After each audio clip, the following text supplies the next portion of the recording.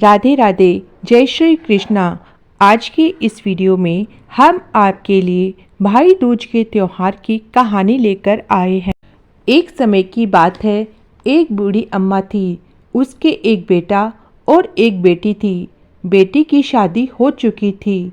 एक दिन भाई दूज के त्योहार पर बेटे ने बहन के घर जाने का आग्रह किया तो बूढ़ी अम्मा ने कहा, बेटा तेरी बहन तो बड़ी कलिया है, वो हर वक्त लड़ती है, तो उसके घर जाकर क्या करेगा। लेकिन बेटे के आग्रह करने पर बूढ़ी अम्मा ने उसे अनुमति दे दी। भाई अपनी बहन से मिलने के लिए घर से निकला।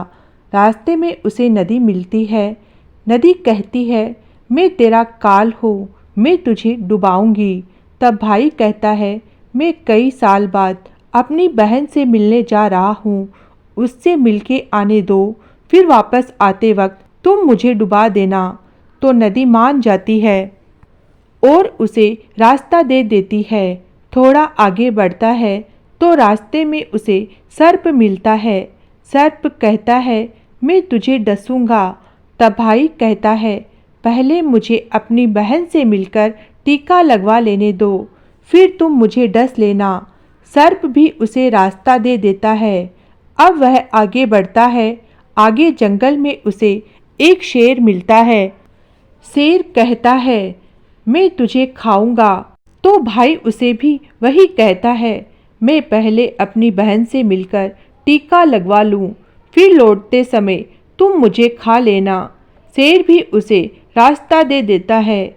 अब भाई बहन के घर पहुंचता है और आवाज़ लगाता है, देख बहन, 7 कोस दूर से तिलक कराने तेरा भाई आया है। बहन उस वक्त सूत काट रही होती है। तब उसका सूत बीच में टूट जाता है। यह मान्यता है कि यदि सूत काटते वक्त सूत बीच में टूट जाए तो जिस बहन के इकलौता भाई होता है वो जब तक सूत पुनः नहीं जुड़ जाता बोलती नहीं है। भाई बाहर से पुनः आवाज़ लगाता है। भाई की आवाज़ सुन जब बहन जवाब नहीं देती है तो भाई मन में सोचता है, मुझ गरीब से मेरी बहन बात नहीं करना चाहती। माँ सही कहती थी, माँ सही कहती थी, मुझे यहाँ नहीं आना चाहिए था। यह सोचकर वह वापस जाने लगता है। इतने में बहन का सूत पुनः जुड़ जाता है और वह भाई को आवाज़ देती है और उसकी तरफ दौड़ती है और उसे बात न करने का कारण बताती है। फिर प्यार से और स्नेह से उसे घर ले जाती है। अब वह अपनी सहेली पड़ोसन के घर जाती है और उससे पूछती है, सहेली, कोई जान से भी प्यारा मेहमान आए तो क्या करना चाहिए। पड़ोसन मजाक में कह देती है, तेल से चोखा लगाना चाहिए और घी में चावल पकाने चाहिए। भोली बहन पड़ोसन का मजाक समझ नहीं पाती और वैसा ही करती है। अब ना तो चोखा सूखता है ना ही चावल सींचते हैं। इधर भूखा भाई उससे कहता है, बहन भूख लगी है, खाना परोस दो। तब बहन बोली, भाई आज ना तो चावल सींच रहे हैं और ना ही चोखा सूख रहा है। भाई ने पूछा, कैसे तो तूने चोखा लगाया और कैसे तूने चावल चढ़ाए। बहन बोली, मेरी सहेली पड़ोसन से पूछा था, उसने कहा जान से प्यारा मेहमान आए तो तेल का चोखा लगाना चाहिए और घी में चावल चढ़ाने चाहिए। भाई बोला, अरे मेरी भोली बहन, कभी तेल का चोखा सूखा और कभी घी में चावल पके हैं। तू पानी का चोखा लगा और पानी में ही चावल चढ़ा। फिर वह ऐसा ही करती है। जब चोखा सूख जाता है और चावल पक जाते हैं तब उसमें घी और शक्कर डालकर भाई को भोजन कराती है और फिर उसके तिलक करती है। कई दिन बीत जाते हैं। एक दिन भाई बोला, बहन अब मैं घर वापस जाऊंगा, माँ अकेली है। अगले दिन सुबह बहन जल्दी उठकर गेहूं पीसकर भाई के लिए लड्डू बनाती है और कुछ लड्डू बच्चों के लिए रखकर अपने भाई को विदा करती है। सुबह जब बच्चे उठते हैं तो तो माँ से खाने को मांगते हैं। तब माँ उन्हें वही लड्डू दे देती है। तब वह देखती है, ये क्या, सारे लड्डू हरे रंग के हो गए। फिर वह चक्की में देखती है तो उसमें गेहूं के साथ एक सांप भी पिस गया होता है। वो उन लड्डुओं को फेंक देती है और अपने भाई के पीछे भागती है। रास्ते में एक पेड़ के नीचे उसका भाई बैठा होता है। उसे देखकर भाई बोला, क्या हुआ बहन? तो बहन पूछती है, मैंने तुझे लड्डू बांधे थे, वो कहाँ है? भाई बोला, तेरे लड्डू मैंने अभी नहीं खाए, पेड़ पर टंगे हैं, ले ले। वो पेड़ से लड्डू उतारती है और वही गड्ढा कर उन लड्डुओं को गाड़ देती है।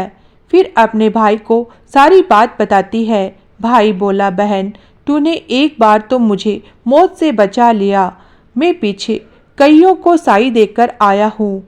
और बहन को सारी बात बताता है।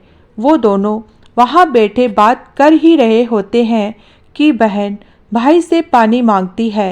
भाई बोला, थोड़ी दूर एक तालाब है, वहाँ से मैं अभी पानी लेकर आता हूँ। बहन बोली, मैं खुद जाती हूँ और पानी पीकर वापस आती हूँ। वो पानी पीने तालाब पर पहुँचती है तो देखती है कि वहाँ एक बुढ़िया बैठी है। वो उसके पास जाकर उससे पूछती है, माँ तुम यहाँ क्यों बैठी हो? तब वह बुढ़िया कहती है, मैं विधाता हूँ, एक बहन के भाई की तात गढ़ रही हूँ। तब वह पूछती है, माता वह कौन भाई है? तब विधाता कहती है एक भाई जिसके प्यार में उसकी बहन ने सांप की हत्या कर दी। बहन सोचती है, यह तो मेरा ही भाई है। वह घबरा जाती है और विधाता से पूछती है, माता उस भाई को इस श्राप से बचाने के लिए क्या करना होगा?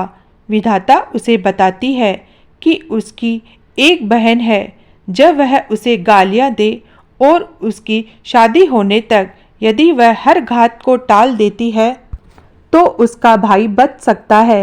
वो तुरंत अपने भाई के पास जाकर उससे कहती है, भाई मैं तुझे माँ के घर तक छोड़ने चलूँगी, लेकिन रुक, मैं अभी आती हूँ। और वो शेर के लिए मांस, सांप के लिए दूध और नदी के लिए ओढ़नी लाती है और दोनों भाई बहन आगे बढ़ते हैं। रास्ते में उन्हें पहले शेर मिलता है। जैसे ही वो भाई को खाने के लिए आगे बढ़ता है, बहन उसके आगे मांस का टुकड़ा डाल देती है। शेर मांस के टुकड़े को खाने में लग जाता है और दोनों भाई बहन आगे चलते हैं। आगे उन्हें वो सांप मिलता है। जैसे ही सांप उसे डसने के लिए आगे आता है, वह सांप के आगे दूध का प्याला रख देती है। सांप दूध पीने लगता है। वह दोनों आगे चलते हैं। रास्ते में उन्हें नदी मिलती है जो भाई को डुबाने को तैयार होती है, तो बहन नदी को ओढ़नी उड़ा देती है। खुश होकर नदी रास्ता दे देती है। अब वह दोनों भाई बहन आगे बढ़ते हैं और अपने घर पहुंच जाते हैं। बेटी को देखकर माँ खुश हो जाती है, पर बहन उसी समय भाई को गालियां देने लगती है। तब माँ बेटे से कहती है, इस कलिया बहन को क्यों ले आया? तब भाई बोलता है, माँ बहन तो बहुत अच्छी थी, पता नहीं घर आते ही इसे क्या हो गया। थोड़े दिनों में भाई का रिश्ता आता है। तब सब कहते हैं, बहन पागल तो है पर भाग्यवान है। पर जब ससुराल वाले सगाई की मिठाई लाते हैं तो बहन कहती है, इसकी मिठाई क्यों बांटते हो, पहले मेरी बांटो। कई बड़े बुजुर्ग बोले, इसे भी भाई के साथ बिठा दो। सगाई शुरू होती है। वहाँ आग लग जाती है। बहन को तो पता ही था कि उसकी भाई की घात है। उसने तुरंत ही वह आग बुझा दी। अब कुछ दिन बाद शादी के कार्यक्रम शुरू होते हैं, परंतु बहन हर समय भाई के साथ रहती थी। जब भाई की निकासी होने लगी तब बहन बोली, अरे इसकी निकासी क्या करते हो, पहले मेरी निकासी करो और इसे पीछे के दरवाजे से ले जाओ। बहन के इतना कहते ही आगे का दरवाजा टूट कर गिर जाता है। तब सब कहते हैं, भले ही बहन कलिया है पर बराबर भाई की जान बचा रही है। जब भाई फेरों में बैठता है तो फिर बहन कहती है इसकी जगह फेरों में मैं बैठूंगी। शादी के बाद जब दूल्हा दुल्हन की रात जागती है तो बहन कहती है इसकी नहीं, पहले मेरी रात जगाओ। कई लोग बोले बीच में पर्दा लगाकर इसे भी साथ में सुला दो। रात में जब भाई भाभी सो जाते हैं तब वहाँ एक सांप आता है। बहन तो तैयारी में ही बैठी थी, वह उसे पकड़कर टोकरे में रखकर सो जाती है। आज वह कई दिनों के बाद निश्चिंत होकर सोती है। इधर उसकी माँ सोचती है बेटी के उठने से पहले ही मेहमानों को विदा कर देती हूँ, वरना फिर शोर मचाएगी। जब बेटी उठकर देखती है घर में कोई नहीं दिखता, माँ से पूछती है माँ सब मेहमान कहाँ चले गए। तब माँ कहती है बेटा सब मेहमानों को विदा कर दिया है। तब बेटी कहती है माँ सब मेहमानों को वापस बुलाओ तब मैं विदा होऊंगी। उसके कहे अनुसार माँ सभी मेहमानों को वापस बुलाती है। तब वह माँ से कहती है माँ आज के दिन के लिए ही मैंने पालने में पूत और चूल्हे पर दूध छोड़ा था और पागल हो गई थी। मेरे इस भाई पर 7 घात थी, वो टालने के लिए मैं ऐसा कर रही थी।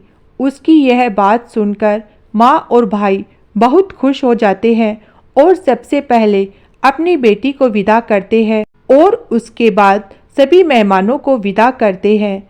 इस दिन के बाद से ही हर बहन अपनी भाई की लंबी उम्र की कामना से भाई दूज का त्योहार मनाने लगी। इस दिन बहन भाई को टिक्का करती है और यह कथा सुनती है।